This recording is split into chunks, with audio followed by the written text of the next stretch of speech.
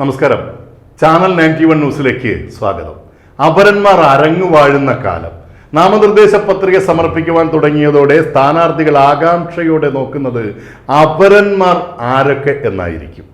എല്ലാ തിരഞ്ഞെടുപ്പുകളിലും അപരന്മാരുടെ സാന്നിധ്യം ഉണ്ടാകാറുണ്ട്. അത് ഇക്കുറിയും ഉണ്ടാവുന്ന കാര്യത്തിൽ യാതൊരുവിധ സംശയവും തർക്കവുമില്ല.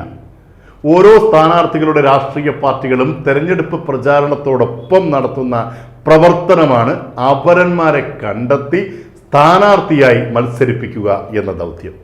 സ്ഥാനാർത്ഥികളുടെ അതേ പേരിലുള്ളവരെ കണ്ടെത്തി സമാനമായ ചിഹ്നം കണ്ടെത്തി മത്സരിപ്പിക്കുകയാണ് ചെയ്യുന്നത്.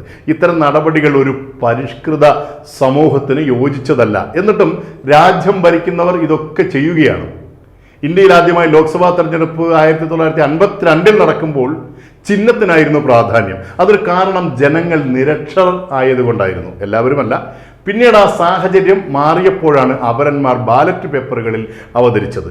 ഇന്നിപ്പോൾ ബാലറ്റിന് പകരം EVM മെഷീൻ വന്നിട്ടും അപരന്മാരെ ഇറക്കുന്നതിൽ രാഷ്ട്രീയ പാർട്ടികൾ പിന്നോട്ടല്ല. ഇത്തരം അപരശല്യം മൂലം യോഗ്യരായ പല സ്ഥാനാർത്ഥികളും തോറ്റ ചരിത്രവുമുണ്ട്. ഒരു പ്രമുഖ രാഷ്ട്രീയ നേതാവിനെ അപരനിലൂടെ തോൽപ്പിച്ചതോടെ ആ നേതാവ് തെരഞ്ഞെടുപ്പ് രാഷ്ട്രീയത്തിൽ നിന്നും പിൻവാങ്ങി. അതിനുശേഷം ആ നേതാവ് ഒരു തെരഞ്ഞെടുപ്പിലും മത്സരിച്ചിട്ടില്ല. ആ നേതാവാണ് കോൺഗ്രസിന്റെ പ്രമുഖനായ മുൻ നിയമസഭാ സ്പീക്കറും ആരോഗ്യമന്ത്രിയുമായിരുന്ന VM സുധീരൻ. 2004 CPIM-ലെ KS മനോജിനോട് പരാജയപ്പെട്ടതോടെയാണ് തെരഞ്ഞെടുപ്പ് രാഷ്ട്രീയത്തിൽ നിന്നും അദ്ദേഹം പൂർണ്ണമായും മാറിയത്. 2009 ലോക്സഭാ തെരഞ്ഞെടുപ്പിൽ പാർട്ടി നേതൃത്വം അദ്ദേഹത്തെ സ്ഥാനാർത്ഥിയാക്കാൻ വീണ്ടും ശ്രമിച്ചെങ്കിലും അദ്ദേഹം വഴങ്ങിയില്ല. യുവ നേതൃത്വത്തിന് അവസരം നൽകണമെന്നായിരുന്നു അദ്ദേഹം അന്ന് പറഞ്ഞത്. വാസ്തവത്തിൽ തൻ്റെ പേരിലുള്ള ഒരു അപരനെ ഇറക്കി തന്നെ തോൽപ്പിച്ച CPM-ന്റെ ഹീനതന്ത്രത്തിനെതിരെയുള്ള പ്രതിഷേധത്തിന്റെ ഭാഗമായിരുന്നു തെരഞ്ഞെടുപ്പിൽ മത്സരിക്കുന്നില്ല എന്ന അദ്ദേഹത്തിന്റെ തീരുമാനം. സുധീരന്റെ അപരൻ 10,000-ഓളം വോട്ടുകൾ പിടിച്ചപ്പോൾ VM സുധീരൻ തോറ്റത് കേവലം 6,000-ൽ പരം വോട്ടുകൾക്കായിരുന്നു. 2004 ലോക്സഭാ തെരഞ്ഞെടുപ്പിൽ മൂവാറ്റുപുഴ ലോക്സഭാ സീറ്റിൽ സുധീരൻ നേരിട്ട പോലെ അപരശല്യം നേരിട്ടത് PC തോമസ് ആയിരുന്നു. ഇന്നിപ്പോൾ മൂവാറ്റുപുഴ ലോക്സഭാ മണ്ഡലം നിലവിലില്ല. PC തോമസ് BJP നേതൃത്വം നൽകുന്ന NDA സ്ഥാനാർത്ഥിയായിരുന്നു. IFDP എന്ന സംഘടനയുടെ നേതാവായിരുന്നു അദ്ദേഹം.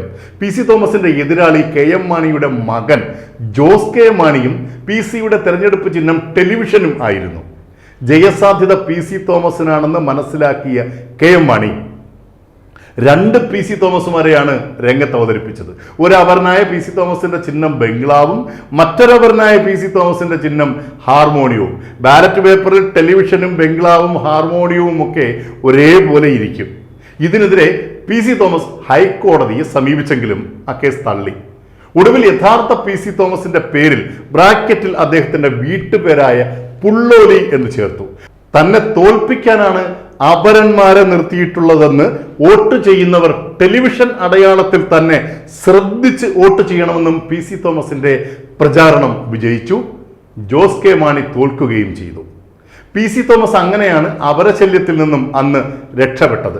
1980 മൂവാറ്റുപുഴ ലോക്സഭാ തെരഞ്ഞെടുപ്പിൽ ജോർജ് J മാത്യുവിനെ അപരനെ നിർത്തിയാണ് തോൽപ്പിച്ചത്. അന്ന് ആ തന്ത്രം പ്രയോഗിച്ചത് TM ജേക്കബ് ആയിരുന്നു എന്നാണ് പറയപ്പെടുന്നത്. അതിൽ എത്രത്തോളം വാസ്തവമുണ്ടെന്ന് നമുക്കും അറിയില്ല.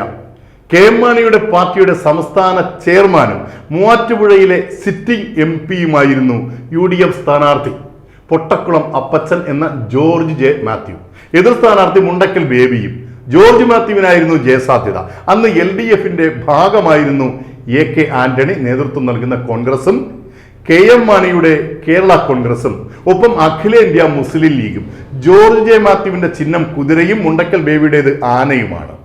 ജോർജ് J മാത്യുവിന്റെ എതിർവിഭാഗം ജോർജ് കുട്ടി എന്ന അപരനെ രംഗത്തിറക്കി. അപരന്റെ ചിഹ്നമായി ഒട്ടകം. കുതിരയാണെന്ന് കരുതി ജോർജ് J മാത്യുവിന്റെ വോട്ടർമാർ ഒട്ടകത്തിന് വോട്ട് ചെയ്തു. ബാലറ്റ് പേപ്പറിൽ ഇരു ചിഹ്നങ്ങളും തമ്മിൽ സമാനതയുണ്ടായിരുന്നു. ഒടുവിൽ റിസൾട്ട് വന്നപ്പോൾ ജോർജ് J മാത്യു തോറ്റു. TN ശേഷൻ തെരഞ്ഞെടുപ്പ് കമ്മീഷണർ ആയിരുന്ന കാലത്താണ് മൃഗങ്ങളെ തെരഞ്ഞെടുപ്പ് ചിഹ്നങ്ങളിൽ നിന്നും ഒഴിവാക്കിയത്. ഇക്കാര്യം CPM നേതാവ് AK ബാലൻ മറന്നുപോയിട്ടുണ്ടാകാം. അതുകൊണ്ടാണ് CPM-ന് ദേശീയ പാർട്ടി അധികാരം നഷ്ടപ്പെട്ടാൽ മരപ്പട്ടിയടക്കമുള്ള ചിഹ്നങ്ങൾ CPM-ന് കിട്ടുമെന്ന് അദ്ദേഹം ഈ അടുത്തിടെ പറഞ്ഞത്. 2011 കുന്നംകുളം നിയമസഭാ തെരഞ്ഞെടുപ്പിൽ അപരന്റെ ശല്യം മൂലം തോറ്റ സ്ഥാനാർത്ഥിയാണ് CMP നേതാവായ CP ജോൺ. അദ്ദേഹത്തിന്റെ എതിരാളി CPM-ന്റെ ബാബു M പാലിശ്ശേരിയായിരുന്നു. ബാബു ആയിരുന്നു LDF സ്ഥാനാർത്ഥി. CP ജോൺ UDF സ്ഥാനാർത്ഥി. 481 വോട്ടുകൾക്കാണ് CP ജോൺ തോറ്റത്. CP ജോണിന്റെ അപരനായ PV ജോണിന് കിട്ടിയ വോട്ടുകൾ 860. അപരനില്ലായിരുന്നുവെങ്കിൽ CP ജോണിന് ജയം ഉറപ്പായിരുന്നു.